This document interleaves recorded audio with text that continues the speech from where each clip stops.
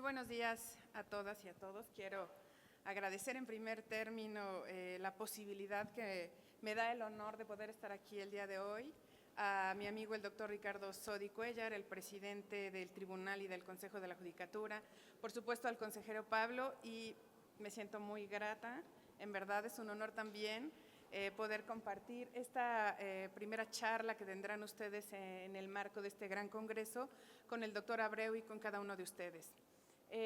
Pues como saben y ya bien lo dijo el doctor Abreu, esta reforma en materia laboral también tiene un alto sentido humanista que viene pues a generar justo esta posibilidad de que todos aquellos derechos que se tenían que reconocer hasta instar medios de impugnación o ciertas instancias y que no tenían un reconocimiento expreso en la ley, pues ahora puedan tenerlo ya, pero además también la posibilidad de que principios muy importantes puedan permear en toda la actividad que tiene que ver con la relación de los derechos laborales.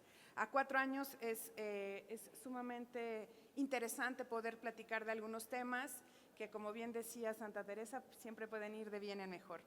Como saben ustedes, la protección de los derechos humanos en las relaciones laborales seguirá siendo, como coincidentemente lo señalaron tanto el doctor Ricardo Sodi como la señora gobernadora, pues una de las tareas esenciales en la construcción de una sociedad más justa y también más igualitaria.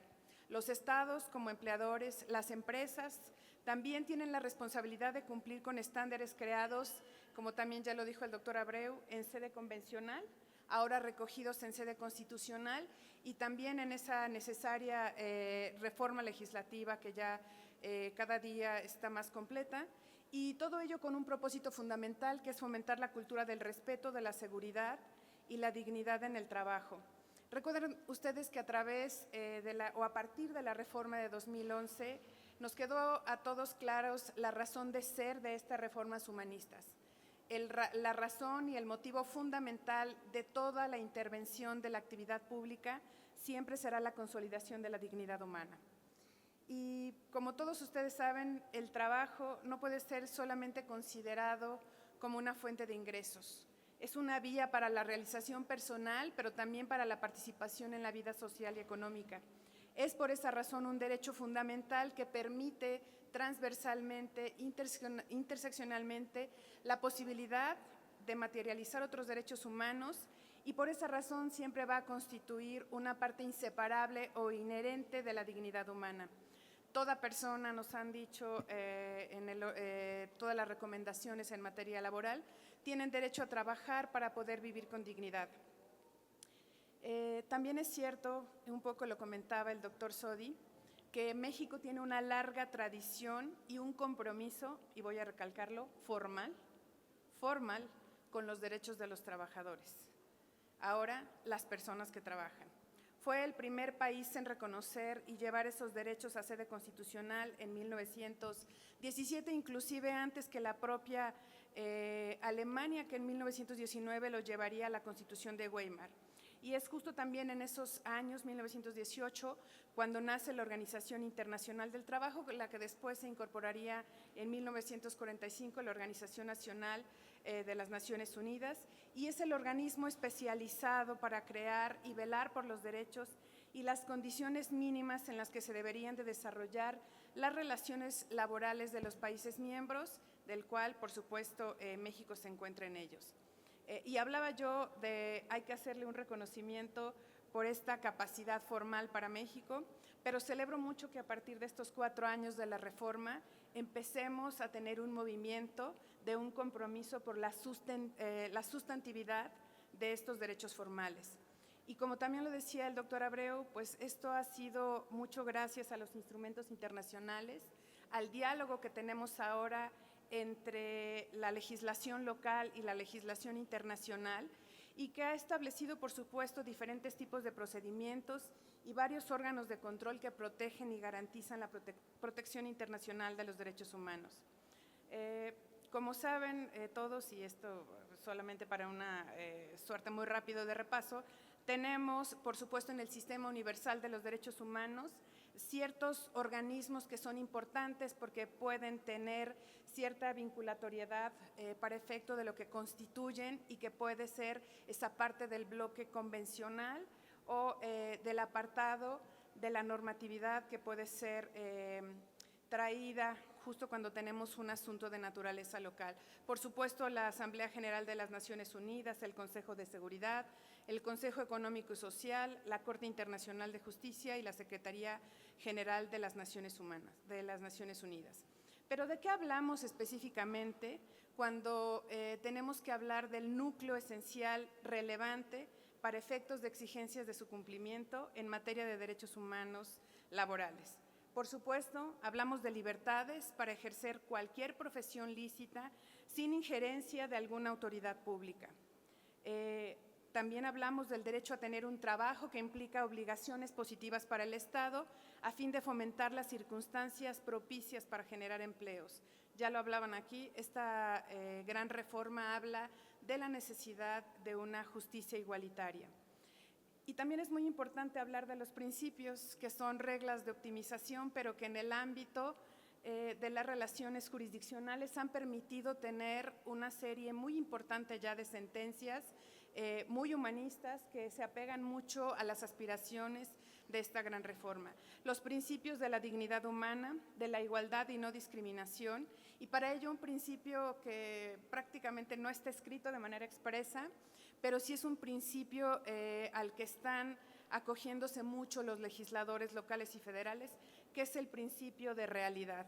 Este principio es muy interesante, podría ser muy subjetivo, pero dado el bagaje que tienen nuestros juzgadores, eso ha permitido, sobre todo para una materia muy importante de manera personal e institución para esta comisión, que es el tema de los asuntos de género, una de las notas en donde tenemos pues más desafíos. Y este principio de realidad es muy interesante cuando se trata de un asunto en donde el método de perspectiva de género tenga que ser aplicado. Por supuesto, la libertad de asociación, la seguridad en el trabajo, la estabilidad en el empleo, la justa remuneración, la prohibición de explotación laboral, la participación y diálogo social, que son principios fundamentales. Pero de manera muy particular, me parece y reconozco como una primera conclusión de esta charla, esta labor interpretativa que han tenido ahora la resolución de los conflictos a través de los órganos jurisdiccionales en lo local y lo laboral, porque por primera vez en esta relación permiten que se revisen los contextos de vulnerabilidad que nos pueden dar un sentido de una resolución más humanista y más justa, que es lo que busca la propia reforma. No me voy a detener en los instrumentos internacionales que reconocen el derecho al trabajo, aunque ahí lo dejo para efectos de si alguien lo quiere sistemáticamente condensado, pero quisiera ir un poco más adelante a los avances progresivos de esta propia reforma. Entonces le pediría a mis compañeros que si nos permiten llegar a la lámina 7, por favor, Juan Carlos. Muy bien. Quiero centrarme un poco en los convenios fundamentales de la Organización del Trabajo como este órgano rector de las normas en esta materia, el desarrollo de sus políticas y la concepción de los programas con perspectiva de derechos humanos. Sus principales instrumentos, que ahí dan cuenta, son los que vale la pena mucho tenerlos en cuenta, justo para consolidar estas aspiraciones humanistas de un trabajo digno. Pero quiero destacar de manera fundamental, uno, el 190, que recientemente fue aprobado, ratificado por el Senado el año pasado. El convenio 190 sobre la violencia y el acoso, que data de 2019.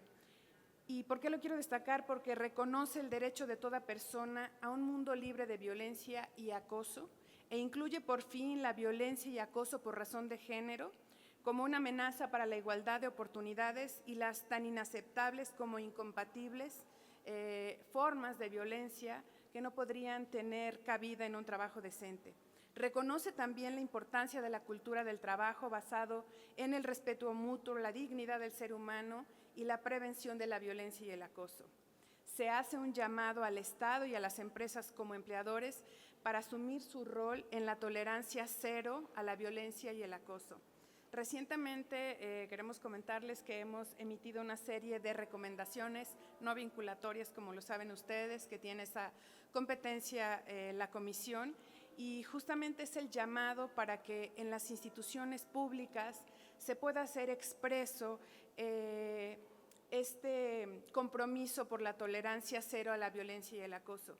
Y me parece que también es un llamado importante, sobre todo aquí veo a nuestras compañeras integrantes, ahora también a partir de esta reforma afortunada, en estas posiciones equitativas o igualitarias en las representaciones sindicales, para que en cada una de las empresas, como una de las labores, de las obligaciones generales de la propia Constitución Federal, en relación a la protección y a la prevención de la violencia de género en todas sus expresiones, que se puedan hacer expresamente esos compromisos a la cero tolerancia a la violencia y al acoso. Lo digo porque en una segunda reflexión es uno de los aspectos en donde todavía la reforma tiene mucho que hacer para trabajar. Y no solamente lo decimos nosotros desde la perspectiva o el estudio de los derechos humanos, sino también porque las cifras y los datos duros hablan por sí solas. Después, bueno, pues por supuesto tenemos toda esta serie de convenios que nos permiten hablar justo de la parte de la sindicalización, de la negociación, del trabajo forzoso, de la edad mínima que ya nos comentaba el doctor Sodi, que parece que fue ayer, pero hace 100 años no teníamos claras las reglas sobre quiénes podían trabajar y a partir de qué edad o bajo qué condiciones, las remuneraciones, la seguridad social de los trabajadores, el marco promocional para la seguridad y la salud y en el trabajo. Y lo que es muy importante, y quiero recalcarlo, es la forma de interpretación de los juzgadores que hoy aplican esta normativa local con este gran diálogo con el derecho internacional de los derechos humanos. Les pongo, por ejemplo, aquel que habla del seguro de maternidad. Gracias a esta nueva reforma y gracias a estos órganos jurisdiccionales, hoy podemos, por supuesto, hablar de un seguro de maternidad, incluso cuando alguna de las personas trabajadoras haya concluido la relación laboral, pero de manera precautoria, no se tenga una certeza sobre esa conclusión laboral y un juez puede cautelarmente extender ese seguro de maternidad. Esto no sería posible si solamente tuviéramos autoridades administrativas resolviendo esta clase de conflictos. Y bien, como les decía, el ejercicio laboral en todas sus formas y en todos sus niveles supondrá siempre la existencia de ciertos elementos interdependientes y esenciales, y cuya aplicación dependerá de algo, de tres conceptos fundamentales, cuatro, que tenemos en la vía no jurisdiccional y que no están muy acostumbrados, sobre todo los abogados, a hacer de ellos un análisis. Nosotros le llamamos en el argot de la teoría internacional de los derechos humanos los elementos de disponibilidad, que no son otra cosa más que uno de los elementos que permite que los derechos humanos se puedan hacer efectivos. Y por supuesto hablo de la disponibilidad. Es decir, los estados parte tienen el compromiso de contar con servicios especializados que tengan por función ayudar y apoyar a los individuos para permitirles identificar el empleo disponible y acceder a él. No solamente es el compromiso formal de generar los empleos o la posibilidad o las condiciones para ello, sino también el contar con una institución especializada. Accesibilidad, es decir, el trabajo tiene que ser accesible para todas las personas que son parte de los Estados miembros y se revisan tres dimensiones importantes en la accesibilidad. El párrafo 2 del artículo 2, así como el 3, proscriben toda discriminación en el acceso al trabajo. Ay, una disculpa, me salté de las láminas. Esta parte de la tecnología en donde ya se nos fue. Gracias.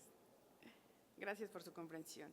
Y bien, la parte de la accesibilidad física, que constituye una de las dimensiones de la accesibilidad al trabajo y que habla notoriamente de la posibilidad de que nosotros podamos generar condiciones de accesibilidad para las personas con discapacidad.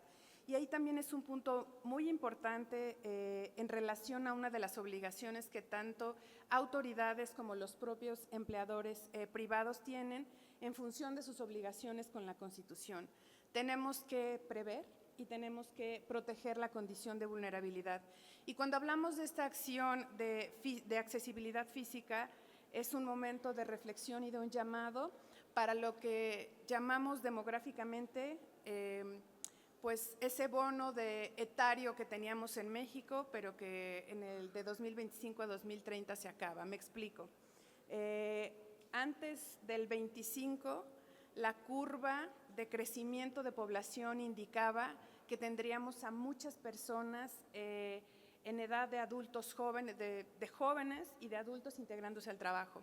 Este bono etario a partir de 2030 se opera en forma al revés, es decir, comenzamos en el 2025, pero a partir del 2030 lo veremos de manera muy clara.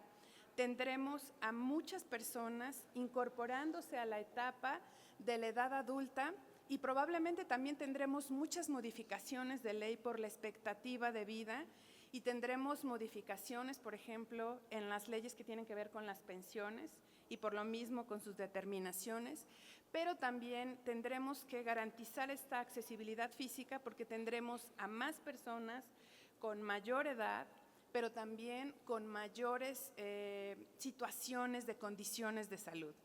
Hoy en día, una de las cuestiones que ocasiona más discapacidad es una enfermedad crónico-degenerativa y que, por cierto, se presenta mucho también por las condiciones estructurales diferenciadas y desventajosas de las mujeres.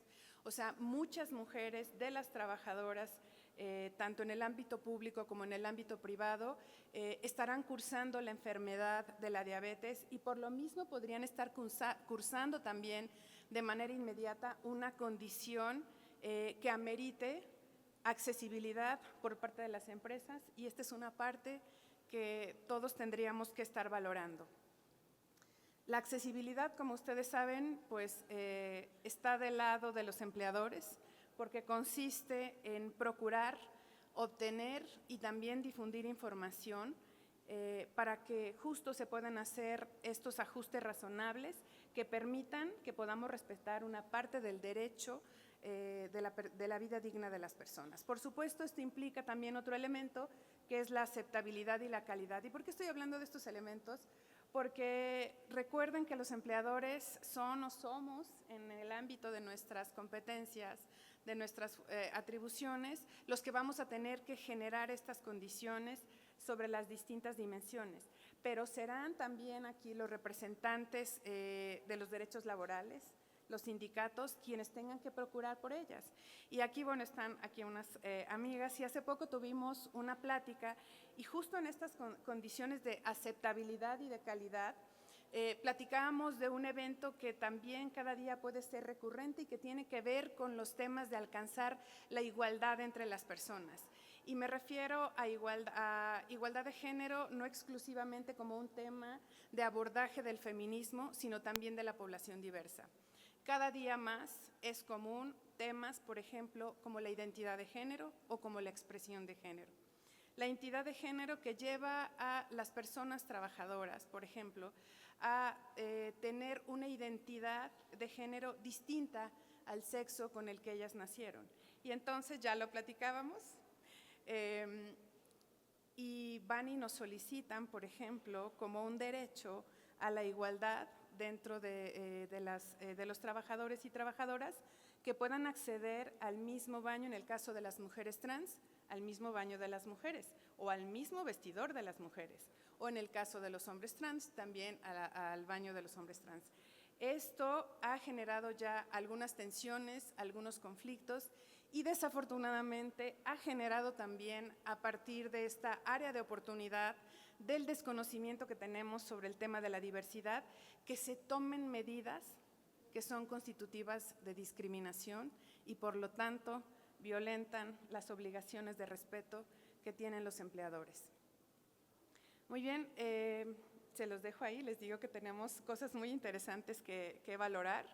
en el tema de la igualdad, tanto en feminismos como en población diversa, y también en el apartado de poder valorar las interseccionalidades en el caso específico de las mujeres. Esto es, bien lo decían también en las intervenciones de la inauguración, ahora no aplicamos la ley, los juzgadores no aplican la ley de una manera tan general que no permita reconocer las especificidades y también que no permita reconocer las vulnerabilidades y la necesidad de una protección más reforzada. Si tenemos a una mujer, pero es una mujer indígena y adicionalmente es una mujer con una condición de migrante que legalmente le permita ejercer un trabajo remunerado en México, o bien si tenemos una mujer con alguna discapacidad y alguna otra condición, todas ellas generan capas de vulnerabilidad que cuando intervienen, por supuesto, los órganos jurisdiccionales valoran de una manera especial con esta perspectiva de derechos humanos. Pues en obvio de tiempo, pero ofrezco dejar la presentación.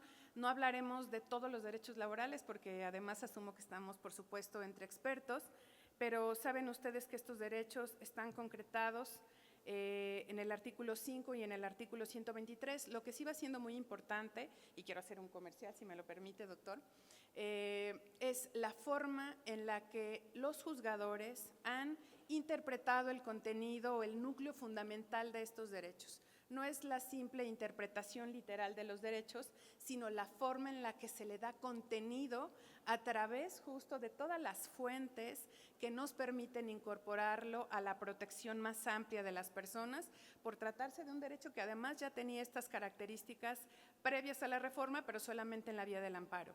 Entonces, estos derechos ya tienen una interpretación que ya ha generado precedentes muy interesantes, tanto en el ámbito local como en el ámbito federal, y que les comento que nosotros tenemos un convenio en la Comisión de Derechos Humanos con la Asociación Nacional de Juzgadores Federales y generamos a través de nuestra obligación de la promoción diversas formas de comunicarnos con las personas y empoderarlos en sus derechos. Actualmente tenemos un programa que lo pueden consultar en la plataforma Spotify que se llama Voces de la Justicia, y sobre todo para las personas que representan a otros trabajadores y trabajadoras, que puedan conocer que de una manera muy sencilla las y los jueces federales en una primera etapa nos dan a conocer de una manera muy sencilla los derechos y la manera en la que han sido interpretados estos contenidos. En una segunda etapa tendremos la participación de los jueces laborales. ¿Podemos ir hasta la lámina 15, por favor? Pueden entrar, por supuesto, a Spotify, a el sitio que tenemos en la Comisión Estatal de los Derechos Humanos. Ahí pueden ver el podcast Voces de la Justicia, muy interesante. Y también tenemos otro medio de promoción, que es justamente los trabajos editoriales de autoría exclusiva o única. Tenemos una revista que hemos creado específicamente para que las personas conozcan sus derechos y se empoderen, y se llama justamente así, en un ejercicio doble. Se llama Tus derechos en la relación laboral y tus obligaciones en la relación laboral. Muy importante para que todos la puedan revisar. Esa va a salir a finales de este mes y será muy interesante que la puedan tomar en cuenta. Bien, pues el trabajo decente sintetiza las aspiraciones de las personas durante la vida laboral. ¿Qué significa la oportunidad de acceder a un trabajo laboral? Pues a un empleo productivo que genere un ingreso justo, la seguridad en el lugar de trabajo, la protección social para sus familias, mejores perspectivas de desarrollo personal e integración social, libertad para que los individuos expresen sus opiniones, se organicen y participen en las decisiones que afectan sus vidas, y la igualdad de oportunidades y trato para todos, mujeres y hombres. Los derechos de la persona, y eso es muy importante recalcarlo, sobre todo para esta buena comprensión que me parece que ya ha sido alcanzada en estos últimos 4 años, los derechos laborales preexisten, antes incluso del surgimiento del vínculo laboral. Esto es, de suyo los derechos humanos no se crean en natura, pero de manera particular los derechos laborales por esta condición social ya tienen una preexistencia, mucho antes incluso que el vínculo contractual por el que se está originando esa relación.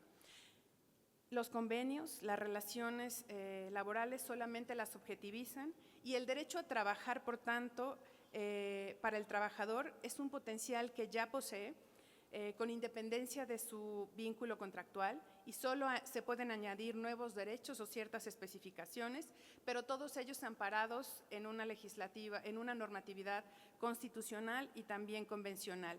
De modo enunciativo, más no limitativo, porque se aplica el principio rector afortunado de los derechos humanos, que es la progresividad, es decir, nunca hacia atrás y siempre razonablemente hacia la progresión. Vamos a mencionar algunos: derecho a la estabilidad en el empleo, derecho a ser indemnizado, derecho a recibir una remuneración doble, derecho a recibir capacitación y adiestramiento, derecho a que los establecimientos de trabajo sean higiénicos y salubres, derecho para coaligarse en defensa de sus intereses, derecho a una jornada laboral máxima de 8 horas. Y ahora que veo el cartel, por ejemplo, podríamos hablar que, insisto, enunciativamente, somos un país con un alto compromiso en una regulación formal de derechos, pero no en una regulación sustantiva de derechos o material. Y quiero referirme cuando, no recuerdo quién, creo que fue el consejero Pablo, preguntaba sobre quién sería la persona que está en el cartel. Sin duda es integrante de quien brinda un servicio sanitario. Puede ser una médica, puede ser una enfermera, puede ser también personal administrativo, pero también puede ser una residente médica. Y creo que es uno de los grandes deudas que tiene esta reforma. Y es el tercer punto, querido doctor, la deuda que tenemos con los médicos en formación, tanto en servicio como en médicos de pregrado y médicas y médicos residentes. Es como si estas personas no fueran también o no tuvieran la calidad digna de personas y por lo tanto pareciera que no están cubiertos por la misma calidad de los derechos. Las residentas, los residentes médicos no pueden aún gozar con este derecho de una jornada máxima de 8 horas. Impresionantemente, aunque nos lo hablaba el doctor Sodi, tenemos más de 100 años, pero no hemos podido aterrizar en determinar una calidad jurídica efectiva para ellos. La Ley Federal del Trabajo los considera como tal, pero en realidad, sobre todo en las residencias y en las médicas de pregrado, tenemos normas oficiales que tienen que ver con la educación y la formación de estas médicas y médicos residentes y de pregrado, y entonces tienen una calidad ecléctica. Su única vía para resolver un conflicto es la vía del amparo, porque pueden tener horas de trabajo inhumanas y, por cierto, son uno de los apartados, insisto, que tiene en los que tendríamos que estar trabajando, pero además también tienen un alto índice del síndrome de burnout, es decir, y también tenemos a muchas y a muchos de ellos que estando como estudiantes no pueden aguantar, como no lo haría cualquier persona, una jornada tan excesiva y muchos de ellos han llegado incluso al suicidio, aquí mismo en hospitales del Estado de México. Entonces, no es cierto que todas las personas tengan al día de hoy todavía una jornada máxima de 8 horas y tampoco es cierto que tengan toda esta lista de derechos que están más que enunciados. El derecho a gozar de seguros, por cierto, ellos no lo tienen, derecho a constituir sociedades cooperativas, derecho a un día de descanso, derecho a la huelga, derecho a dirimir sus conflictos obrero-patronales, derecho a la obtención de créditos y derecho a recibir su salario.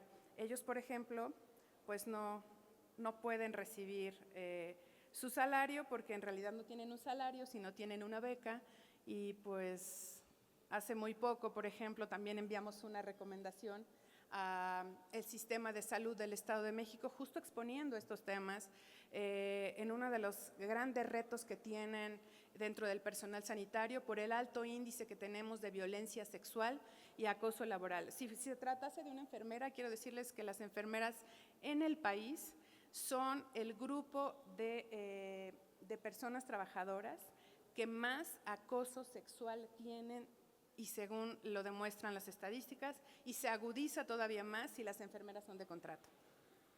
Derecho a percibir el reparto de utilidades, todos los derechos que se establecen, por supuesto, para las mujeres, las condiciones sobre las cuales se va a prestar el servicio contratado, derecho a recibir una constancia y, perdón, que me refiera nuevamente a las residentas, a las enfermeras cuando están formándose, pero, por ejemplo, la ley, que es una reminiscencia de 1970 y se acaba de hacer una actualización en 1999, pero sigue con muchos rezagos. Por ejemplo, habla de las enfermeras cuando están prestando su servicio o de las médicas residentas, solamente pueden faltar 3 ocasiones con causa justificada. Pero en la literalidad y en lo cuadrado que pueden ser algunas aplicaciones de ley, y en eso ha intervenido la comisión para enviar recomendaciones y resarcir y medidas cautelares resarcitorias, se han dado separaciones de la formación médica de las enfermeras y de las médicas residentes porque tuvieron su alumbramiento, algunas de ellas con parto complicado, así que tardaron más de 3 días y eso ameritó la baja en su formación académica, que es otro de los aspectos que creo que podrían tomar en cuenta. Derecho a un aguinaldo, derecho a un salario igual por un trabajo igual, derecho a gozar de un salario mínimo, derecho al servicio de colocación de los trabajadores, derecho a gozar de un periodo vacacional y el derecho al pago de una prima de antigüedad. Bien, pues las reformas normativas pueden asegurar sin duda la permanencia y la vigencia de los derechos humanos, aún a pesar de cualquier coyuntura, sin depender de la voluntad política o, en su caso, de la conciencia de las y los funcionarios. De ahí, de verdad, lo importante que implica impulsar que estas reformas vayan acompañadas de un trabajo progresivo de capacitación y de armonización ahora de forma secundaria, reglamentaria y de todos los lineamientos que hagan falta para que en verdad podamos disfrutar de un ámbito de igualdad y de no discriminación y respeto al derecho de las personas. Vamos a saltarnos la lámina 19, por favor, que son las leyes que se reformaron, pero que ustedes tienen gran conocimiento de ello. Probablemente, insisto, lo importante sería hacer una recopilación, que lo tenemos, pero en obvio de tiempo no podríamos hacerlo, de todas las interpretaciones muy interesantes que han hecho los órganos jurisdiccionales, locales y federales. Nos vamos a saltar hasta la lámina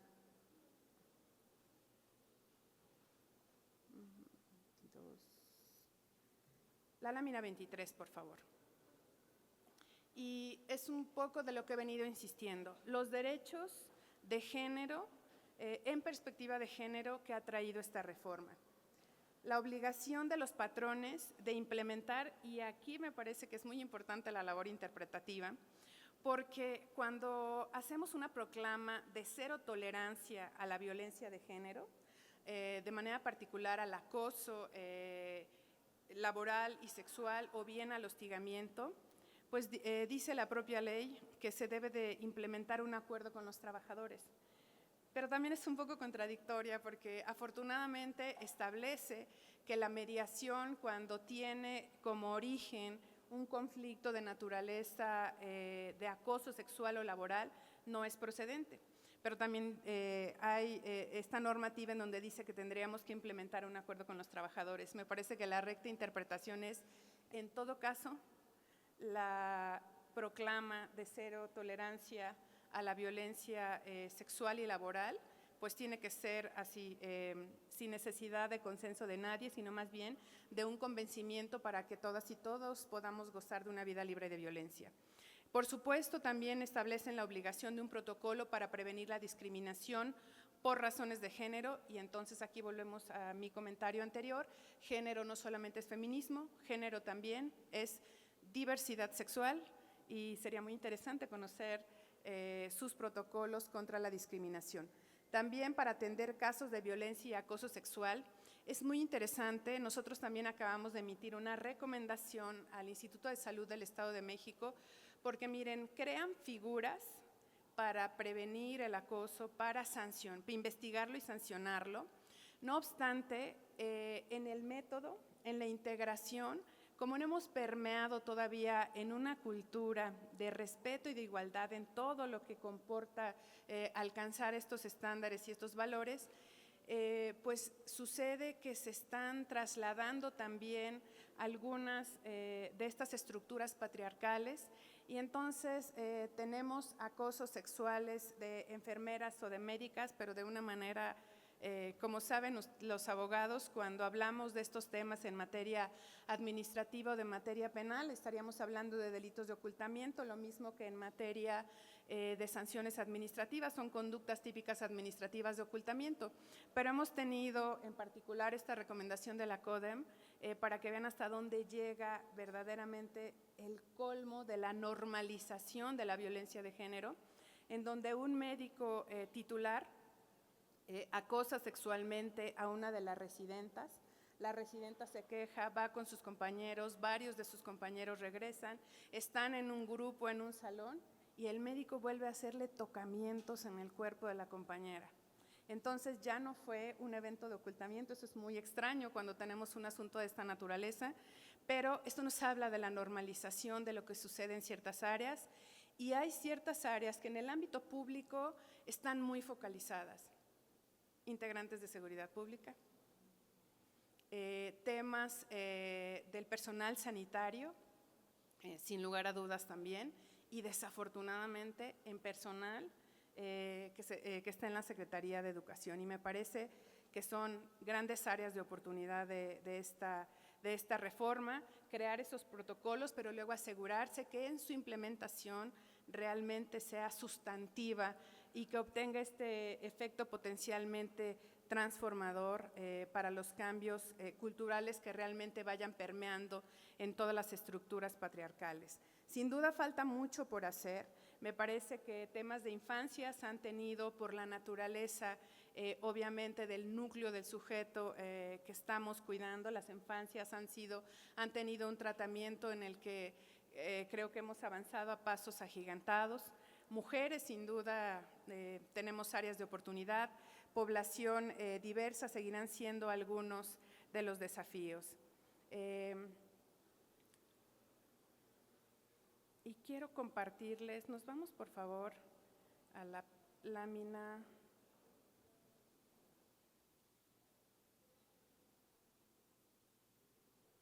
La lámina 28, por favor. Les decía yo que no hay como hablar de estos desafíos si nos vamos a los datos duros. Y saben ustedes que el tema de la igualdad es un derecho, pero también es un principio. Como derecho se crean las condiciones normativas, institucionales, y bueno, me parece que esas ya están formalmente muy establecidas en la Constitución. Como principio, lo hemos venido platicando, ha sido una materia muy afortunada por parte de los juzgadores locales y federales, justo para que como principio orientador se pueda decidir en sede jurisdiccional y también que se concreten políticas de trabajo, políticas administrativas que beneficien justo a la igualdad entre los hombres y las mujeres. Creo también que es un área de las mayores, de mayor ganancia que ha tenido la reforma y que también como elemento de progresividad no estaremos exhaustivamente cumpliendo nunca, sino siempre aspirando a tener mejores estadios, más humanistas, más justos y de mejores condiciones. Perdón, vámonos a la lámina, porque les quiero platicar. No obstante todo el panorama que hemos platicado, que es halagador, quiero concluir con los números. Vámonos a la lámina 32, por favor. Miren, no obstante todos estos ejercicios y durante 4 años, lo cierto es que la batalla por la igualdad de género sigue siendo cuesta arriba. El 44% de las mujeres en edad de trabajar están empleadas, es decir, menos de la mitad de las mujeres mexicanas en edad de trabajar participan en el mercado laboral. Esta es la segunda tasa más baja de todos los países de la OCDE y muy inferior a la tasa de los hombres mexicanos que están activos en el mercado laboral, que es del 82%. De las mujeres que sí trabajan, este 44%, casi el 60% tienen trabajos informales con baja o nula protección social, alta inseguridad y baja remuneración. Este dato mexicano nos deja en el no honroso tercer lugar en la tercera tasa de empleo femenina más baja de la OCDE, solo por encima de Turquía con el 28.7 y Grecia con el 41.7 y muy por debajo de la tasa promedio del 60.1 de la OCDE. Y los hombres mexicanos, afortunadamente, mantienen una tasa de empleo del 78.5. En la encuesta nacional de ocupación del empleo se señala que para septiembre de 2024 el total de la población, que asciende a poco más de 102 millones de mexicanos, el 53.29 son mujeres y 46.7 son hombres. Y de ellas, el 58.70 que representan a las mujeres tienen el porcentaje de actividad que ya les habíamos dicho. Ahora, algo muy importante para también erradicar el tema de los empleos con estereotipo de género que se siguen conservando. Miren, en la tasa de las personas ocupadas, vámonos por favor, bueno, en términos de salario, que también es importante, encontramos que el 38.5 en la lámina 35 percibió un salario mínimo entre dos salarios que ascienden al 32.44%, de 2 a 3 salarios el 6.85% y entre 3 y 5 salarios el 2.57% y más de 5 salarios el 1.26%. En la duración del trabajo de las jornadas entre hombres y mujeres, el 6.9% de la población trabaja menos de 15 horas, el 18.4% labora de 15 a 34 horas, el 47.14% labora de 35 a 48 horas, el 25.26% labora más de 48 horas y el 1.57% son ausentes temporales por vínculo laboral. Vamos a ver, miren, en 2023, en la siguiente lámina, por favor, la brecha global de género se ha cerrado en el 68.5%. Esto quiere decir que al ritmo que vamos, tomará 134 años alcanzar la paridad de género, lo que representa sí una mejora, es importante, hay que reconocer lo que hemos avanzado, una mejora de 4 años en comparación con la estimación de 2021, es decir, en 2021 teníamos 136, ahora tenemos 134.